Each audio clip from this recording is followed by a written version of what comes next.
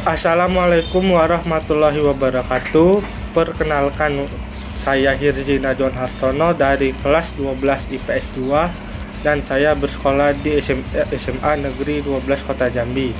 Di sini saya dan dua teman saya, Rehan Devitra, Oksi Felindra Ermis, akan menjelaskan materi tentang wilayah formal dan perwilayahan fungsional.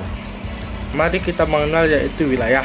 Wilayah adalah ruang yang merupakan kesatuan geografis beserta segenap unsur terkait yang batas dan sistemnya ditentukan berdasarkan aspek administrasi dan atau aspek fungsional.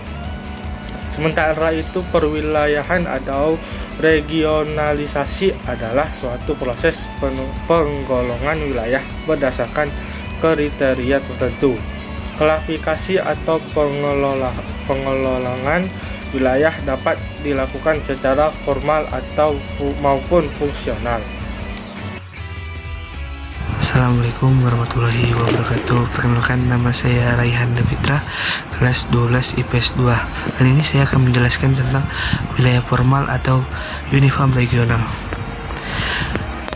Wilayah formal yang juga disebut sebagai uniform region adalah suatu wilayah yang dibentuk oleh adanya kesamaan kenampakan, termasuk ke dalam kesamaan fisik, muka bumi, iklim, vegetasi, tanah, bentuk lahan, dan penggunaan lahan. Region formal ini bersifat statis. Contohnya adalah bentuk lahan. Bentuk lahan suatu unit geomorfologis yang dikategorikan berdasarkan karakteristik seperti elevasi, kerandalan, orientasi, stratifikasi, paparan batuan, dan jenis tanah. Contohnya bentuk lahan adalah bukit, lembah, tanjung, dan lain-lain. Yang kedua adalah iklim. Iklim adalah kondisi rata-rata cuaca di suatu tempat dalam jangka waktu yang lama, sekitar 30 tahun atau lebih, dilansir dari SCI Jinx. Iklim ditentukan oleh sistem iklim di suatu wilayah.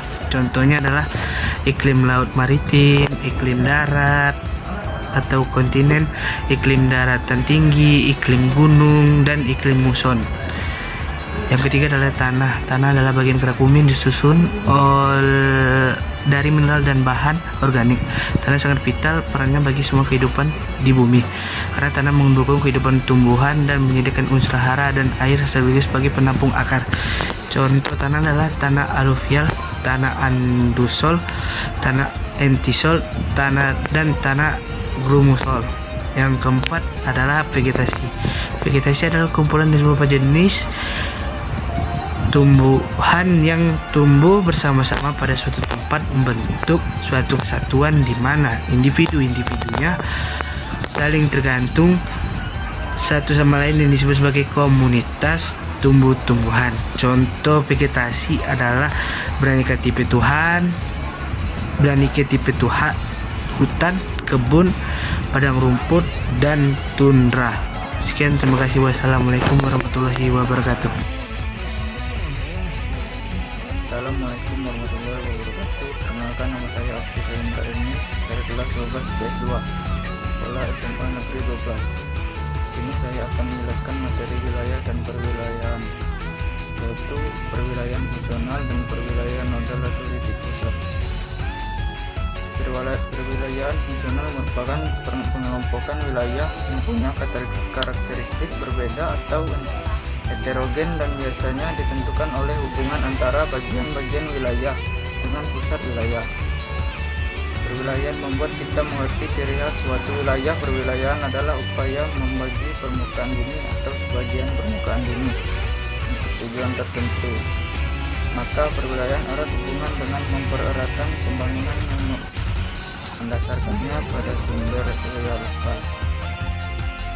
Wilayah nodal adalah suatu wilayah yang secara fungsional mempunyai ketergantungan antara daerah inti pusat dengan daerah belakangnya interland.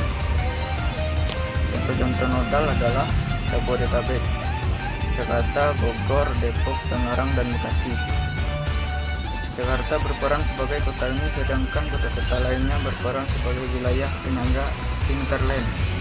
Wilayah yang memiliki kegiatan yang saling berkaitan atau berhubungan. Sementara itu wilayah Jabodetabek secara fisik memang berbeda atau heterogen, namun secara fungsional saling berhubungan dalam kebutuhan hidup di setiap wilayah.